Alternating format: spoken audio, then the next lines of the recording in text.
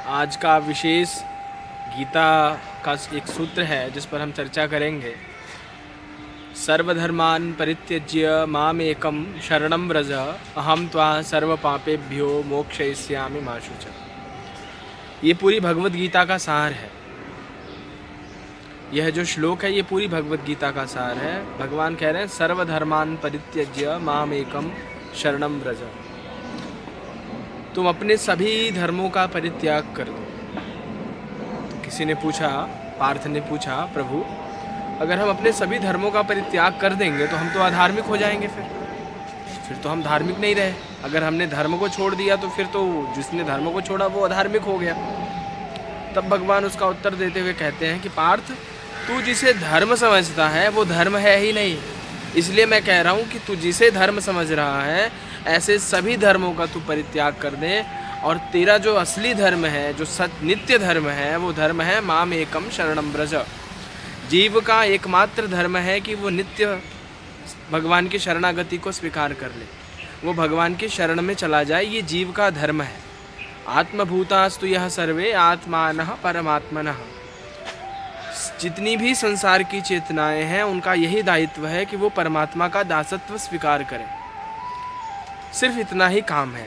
तो परमात्मा की शरणागति ये जीव का सबसे बड़ा धर्म है। इससे बड़ा कोई धर्म नहीं है। तो भगवान कह रहे हैं कि पार्थ, माम एकम शरणम व्रज, तू मेरी शरण में आ जा, यही तेरा परम धर्म है।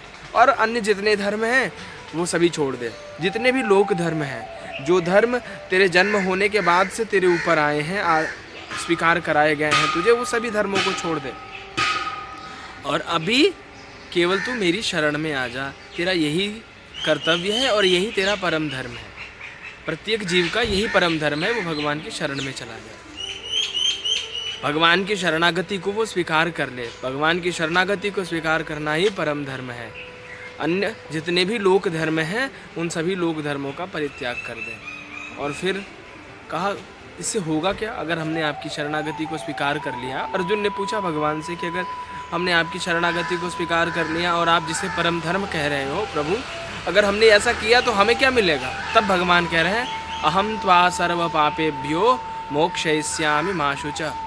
हे पार्थ, तेरी शरणागत होते ही मैं तेरे जितने भी पाप हैं, तेरे जितने भी अच्छे कर्म और बुरे कर्म हैं, उन सभी कर्मों से मैं तुझे मुक्त कर दूंगा। अहम त्वा सर्व पापेभ्यो, मैं तुझे मोक्ष प्रदान करूंगा। और मोक्षयिष्यामि मा शुचः, मोक्ष के विषय की तुझे चिंता नहीं करनी, तुझे अपने अहित की चिंता नहीं करनी। तेरे हित की जिम्मेदारी मेरी है, तेरे योगक्षेम की जिम्मेदारी मेरी है। और अब भगवान कह रहे हैं कि तेरे मोक्ष की भी जिम्मेदारी मेरी है। अर्थात जीव जब भगवान की शरणागति को स्वीकार कर लेता है तो फिर उसको उसकी मुक्ति के विषय में चिंतन करने की ज़रूरत नहीं है, क्योंकि उसकी मुक्ति की चिंता भी परमात्मा करता है। इसी के साथ जय सिया राम, राधे राधे।